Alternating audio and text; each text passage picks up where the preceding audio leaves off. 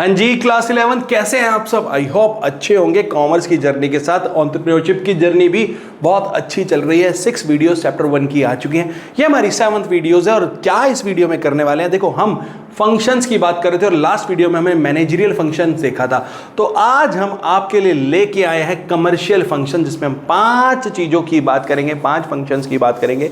Production, finance, marketing, personal and accounting, ये 5 ऐसे commercial functions हैं जो एक एंटरप्रेन्योरशिप के लिए बहुत ज्यादा जरूरी है। आइए ज्यादा टाइम ना लेते हुए सीधा फंक्शंस पे चलते हैं और बात करते हैं सबसे पहले प्रोडक्शन की। देखो यार, मैं अपने गुड्स की बात कर रहा हूं तो मुझे प्रोडक्शन की जरूरत होगी। प्रोडक्ट बनाने के लिए प्रोडक्शन फैसिलिटीज चाहिए। अब मेरी ऑर्गेनाइजेशन मल्टीपल प्लेटफॉर्म पे काम कर सकती है। अगर स्मॉल ऑर्गेनाइजेशन है तो 1-2 पर्सन भी हैंडल कर सकते हैं, और बहुत बड़ी ऑर्गेनाइजेशन है तो मुझे एक पूरी कंप्लीट टीम भी लगेगी, स्किल्स लगेंगे, सारी बात कर रहे हैं। तो कह रहा है प्रोडक्शन की बात कराओ यार। प्रोडक्शन में क्या बात करेंगे, आइए देखते हैं।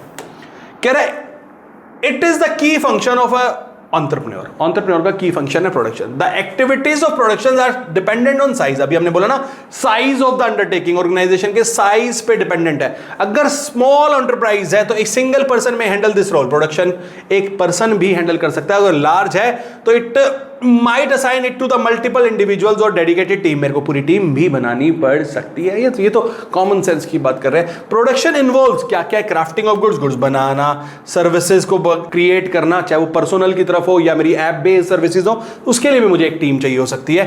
And encompasses manufacturing, ancillary and advisory activity. उससे रिलेटेड एंशिलरी की बात कर रहे हैं। एंशिलरी मतलब रिलेटेड एक्टिविटीज की बात भी कर सकते हैं। अगर मैं सर्विसेज दे रहा हूं तो मेरे सर्विसेज जो कोर सर्विसेज है, हो सकता है उससे रिलेटेड सर्विसेज भी मुझे प्रोवाइड करनी पड़ जाए। बात करते हैं सेकंड फंक्शन की, क्या है? Finance. It is the most important aspect. यार फाइनेंस मेंटेन नहीं होगा तो बिजनेस चल ही नहीं पाएगा in all enterprise and remains a focus of all business activity. Finance ही तो है जिसके लिए हम सारा काम करते हैं, जद्दोजहद करते हैं, माता बच्ची करते हैं। The need of money is continuous. ये कभी खत्म नहीं हो सकती भाई। And starts with the setting up of an enterprise and remains at all time. हर बार होगी, हर वक्त होगी, हर जगह होगी, सुबह होगी, शाम होगी। फाइनेंस के बिना सरवाइव नहीं कर सकते हम लोग।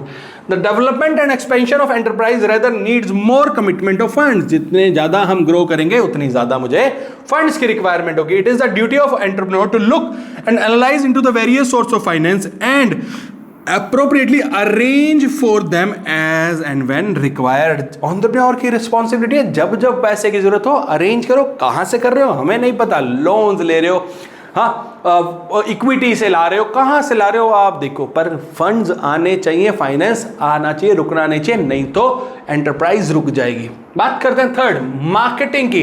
क्या it is the primary concern with the movement of goods and services from producer to ultimate consumer. अरे मार्केटिंग हम कर ही क्यों रहे हैं कि हमारा प्रोडक्ट और सर्विस कंज्यूमर तक, यानी एंड कंज्यूमर तक, जिसके लिए हमने बनाया है उस तक पहुंच पाए। और उसको कैसे पता चलेगा? Through my marketing activities. जब तक मैं मार्केट में कुछ ऐसी स्ट्रेटेजीज या कुछ ऐसी एडवर्टीजमेंट नहीं लेके आऊंगा जो लोगों को अट्रैक्ट करे, तब तक मेरा प्रोडक्ट चाहे कितना भी अच्छा हो नहीं बिकेगा। कह रहे it is directed towards the satisfaction of the consumer wants. आई बात समझ में? ये डायरेक्टली किससे रिलेटेड है? मेरे कंज्यूमर की वांट्स को सेटिस्फाई करने से। Marketing plays a significant role in promoting the well being of the business enterprise. मेरी मार्केटिंग डायरेक्टली रिलेटेड है मेरे बिजनेस को प्रमोट करने में, मेरे एक्टिविटीज को प्रमोट करने में, मेरी सर्विसेज और प्रोडक्ट को प्रमोट करने में। So it is the role of the entrepreneur to strategically place his company in an advantageous position to secure the top position in the market.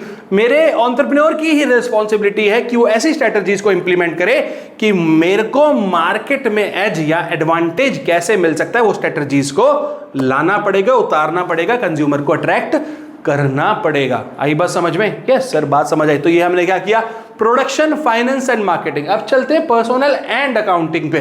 Personal की बात करते हैं। पर्सनल मतलब पर्सन, आप और मेरे जैसे पर्सन जिनको जॉब की जरूरत है, उनके बारे में बात कर रहे हैं। कह रहे हैं this function is concern with employment, development and compensation for the personnel, the provision of working conditions and welfare measure to maintain a good working force in the organization। Personal department में मेरे को मेरे HR के through ऐसी चीजें काम करनी पड़ेंगी जिससे मेरे पर्सनल खुश हो, मेरा स्टाफ खुश हो।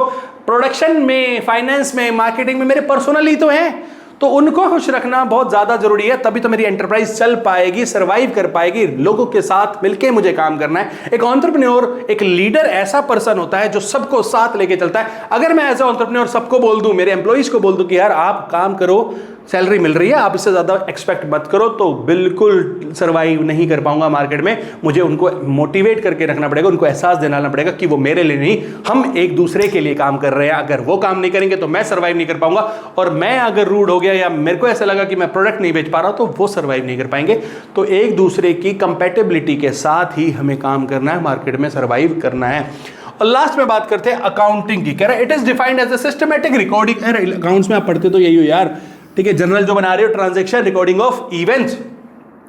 कह रहा है systematic recording of entrepreneurial transaction of an enterprise and the financial position of the enterprise. सब कुछ देखना है। तो entrepreneur should look into the record book keeping of entries of all transaction which take place in the organisation so that he she aware of the financial position. उससे मेरे financial position की बात पता चल सके। जर्नल से ledger, trial balance and final accounts, cash flow statement, ये सारा क्या है, मेरा अकाउंटिंग का ही तो रोल है बंधु, जो आप 11th एंड 12th में अकाउंट्स में भी पढ़ने वाले हो। रेशियोज कैलकुलेट करोगे, प्रॉफिट रेशियोज देखोगे, सोल्वेंसी रेशियो देखोगे, लिक्विड रेशियो देखोगे, सब का है, अकाउंटिंग का ही तो रोल है। सो कमर्शियल फंक्शन एक बहुत इंपॉर्टेंट फंक्शन है एक एंटरप्रेन्योर की लाइफ में, एक एंटरप्राइज की सर्वाइवल में। आई बात समझ में? तो ये रहा हमारा कमर्शियल फंक्शन। आपको आई होप समझ आया होगा, नहीं आया तो डाउट आप पूछ सकते हैं। मिलते हैं नेक्स्ट वीडियो में नए टॉपिक के साथ। Thank you.